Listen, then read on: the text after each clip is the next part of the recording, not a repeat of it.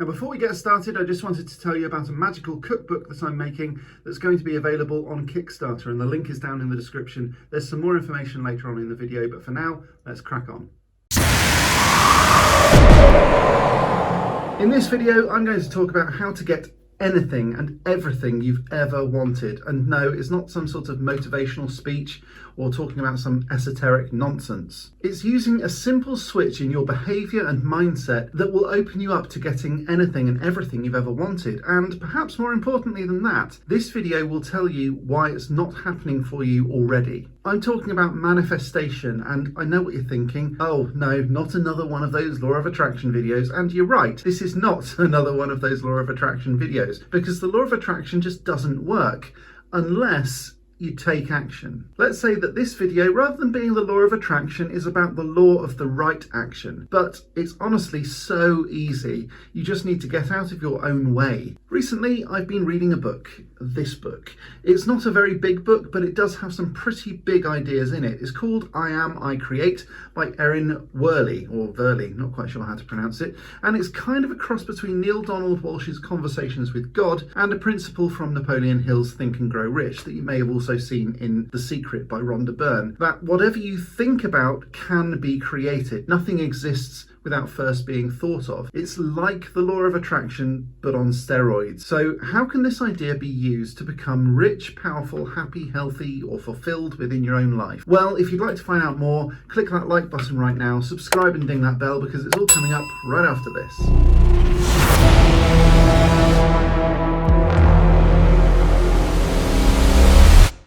Hi, I'm Neil. Would you like to get anything and everything you've ever wanted? It sounds good, doesn't it? Well, it's possible, and the answers are in this video, so make sure to watch all the way through to the end. And full disclosure here, I'm not religious at all, but I do know a fair amount about various religions, and I've read and reread many versions of various religious texts, including the Bible, and I'm not immune to their contradictions either. So before we make any kind of judgments here, let's just see what this new book tells us. Essentially, the message isn't new, but it is told in a new way, and it has implications that could be quite a shock for you. The book states that we are all God. Surprise! Not gods, plural. It still says that there is only one God, but that each and every one of us are that same God hiding behind something called a persona. The idea on its own might be enough to turn you off entirely, and that's fair enough, I think, but the implications of this are enormous, and recently I got even more proof, as if I needed any of it, that I can manifest anything I want to, and so I have. First things first though, let me tell you some success stories of my own, and then I'll explain what this book says. For me, it all goes back a long time. I first started dating my wife in 1999, but we split up in 2001 when she went to university. I lived in Plymouth at the time. We went our separate ways, as people do. We both got married to other people and had kids, and ultimately those marriages failed. Hers first, and then mine in 2015. During my first marriage, things were often tense. We never seemed to have any money, and I remember literally turning my sofa upside down to get enough money for a loaf of bread or a bus ticket. Yeah, I did it more than once. I hoped that some coins had fallen down the sides of the cushions and that they would be enough to last me over until the next payday. Laura moved to Bristol in around 2011-ish. By the time my marriage had ended, I was working at a law firm in a low-pay, high-stress, busy job, sleeping on friends' sofas. I'd lost everything. Okay, I still had a job and friends, but my kids and even my dog lived with my then wife. I thought I'd be okay because my rental tenancy was in my name, but my now ex-wife, yeah, spoilers, contacted my landlord and changed the tenancy into her name. Surprise! Illegally, I might add. Nice lady. Anyway, everything that I own, from the new washing machine to the fridge, freezer, TV, computer, all the furniture, books, absolutely everything, my whole physical life, other than my clothes I stood up in, everything was gone. including my car. I tried to reconcile things, but to my mind, she'd already checked out and she just didn't want to continue it. Fine. On the final day, I went to the shop, I bought some wine, and I went back to the house so that we could have one final talk and see if we could start to patch things up, or whether this was all over forever. I was prepared that either way, we sort out the underlying crap right then and there, or we clean cut the whole thing and we could both feel free to move on with our lives. She made it clear, mainly through shouting and literally throwing the wine out of the front door, that she just wasn't interested. I made it very clear, okay, but this is the last time. That's why I bought the wine. If you want closure, I will not be coming back to this relationship at all, ever. No matter what you say or do, this will be the end. Do you want to close that door forever or not? She chose to, and so did I. I went back to my friend's sofa, I took the wine, drank most of it, and changed my Facebook status to separated. All this time, I was focused on what I wanted. I wanted someone to love me. I wanted a house that was all mine, that I didn't have to worry about a landlord. I wanted security, and I didn't even have a car to get to work at the time. I literally had to walk 4 miles to work and 4 miles back from work, hoping it wouldn't rain, but it often did. 2 days later, I got a message on Facebook, and it was from my ex-girlfriend, you know, the one who went to university in 2001. We got chatting, and I know what you're thinking. 2 days later, isn't that fast? Well, yes, but here's the thing.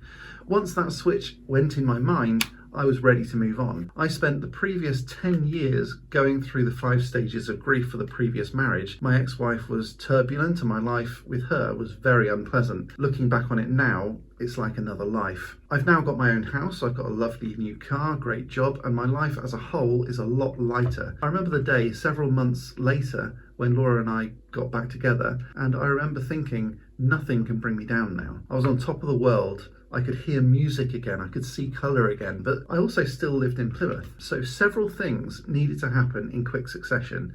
I needed a car, and I needed a job in Bristol. My friend Matt just happened to have a spare car. That was a coincidence. He said that I could have it for £500, but as he knew that I was pretty skint, he'd let me have it for £10 a month with nothing up front. Well, I didn't want to take advantage, so I did pay it back faster than that, but what a lovely guy. Okay, so the car was sorted, so I spoke to the people at work and said that I would like to work out how to move to Bristol. 2 weeks later, they'd arranged an inter-office transfer to the Bristol office, which they never do, and it just so happened to be within walking distance of Laura's own job. And since then, I felt like anything was possible. And it is. And it can be for you too. My salary increased by over 180%. What? We bought a house, which is something I thought I could never do. It was never possible. And now we're buying our next house, a 4-bedroom detached house in Exeter, within easy commuting distance to my family and my friends, in a beautiful location. But most importantly, Laura's amazing, and I'm really happy. Really happy. The move to Bristol was very easy. The job transitions were easy. Not everything has been very straightforward, but nothing has been much of a challenge since I decided that life can be easy or hard, depending on how easy or hard we want to make it. And I got remarried in 2017, and I've been happily married ever since. So what about this book that I read then? Can you do the same? Can you change your life around? The idea is that we humans are a construction of a godly thought process, and that we've had the thoughts of other people bring us into being. That's why there is population growth, which I mentioned in a previous video linked up here. Not because we've got an influx of souls dropping into kids like in the video that I mentioned up there about reincarnation, but rather because we have more and more thoughts of more and more people, and the universal spirit energy that exists in, as Worley puts it, the world of the universal mind is just limitless, and so just provides a persona for that newly thought of person. Okay, that's all very interesting as a thought experiment and everything, but how can we actually use this idea? Well, if you truly start to believe this, then many things come to mind. Creating things from your thoughts. Like I said, I'm not religious, but in the Bible, when talking of his own miracles, apparently Jesus says, "All this and more you shall do." And that suggests that he knows something about the state of the world that perhaps we don't. Whether he's the Son of God is immaterial at this point, but some religions say that Jesus is nothing but a prophet, while others say that he is the Son of God. But what's interesting here is that he doesn't actually say that he is the Son of God. It's a mistranslation. He actually says, "I am a Son of God," or more specifically, "I am an aspect of God. And it's a subtle difference, but I think it's one that we should really bear closely in mind here. If even Jesus himself said that he is a son of God or an aspect of God, the translation from the Aramaic into the Hebrew into the English could have easily changed the meaning slightly, again, from I am an aspect or I am derived from God to Son of God, which means that even if you're a religious believer in God, and particularly in Jesus, it's impossible to know for a fact whether he said Son of God or part of God. So assuming that we're all part of one gigantic God energy or Godhead, as is said by a lot of theologians, what does this actually mean? Hi, I'm Neil Trigger. I'm a YouTuber and an author and a massive Harry Potter nut, and I'm raising money to help fund the first run of an exciting new cocktail book that helps bring magic to life. Most wizard-themed cocktail books include butterbeer recipes or things with pumpkins or worms in them, and yeah, okay, this one does too. But what about recipes that you can make at home that look and feel like real magic? Just throw that on into the cauldron. Cocktails that glow, smoke, bubble, change colour or spark. I've collected a whole host of awesome, delicious and easy recipes that you can make in your own home, including the bubbling worm juice cocktail that looks like it contains real worms, but it bubbles like a witch's cauldron, and you can drink it. Or the colour-changing magical love potion that tastes like raspberries. By the way, if you don't want booze, or if you want to share these ideas with your kids, I've got non-alcoholic drinks too, like the brain ooze or the frog spawn swamp juice. For the adults, there's the black magic margarita, the smoking blob, the sparkling fizz bangers, and I'm only sorry that I can't show you some of these, but that's only because I need funds to be able to bring this stuff to life.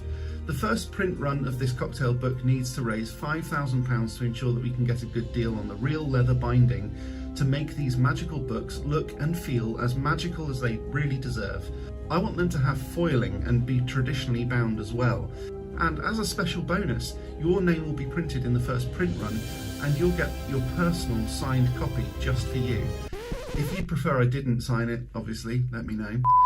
I'm really passionate about this, and so I'd love it if you could support me in this campaign. The link is down in the description of this video, and if you're seeing this video on the campaign website, hopefully you'll know what to do.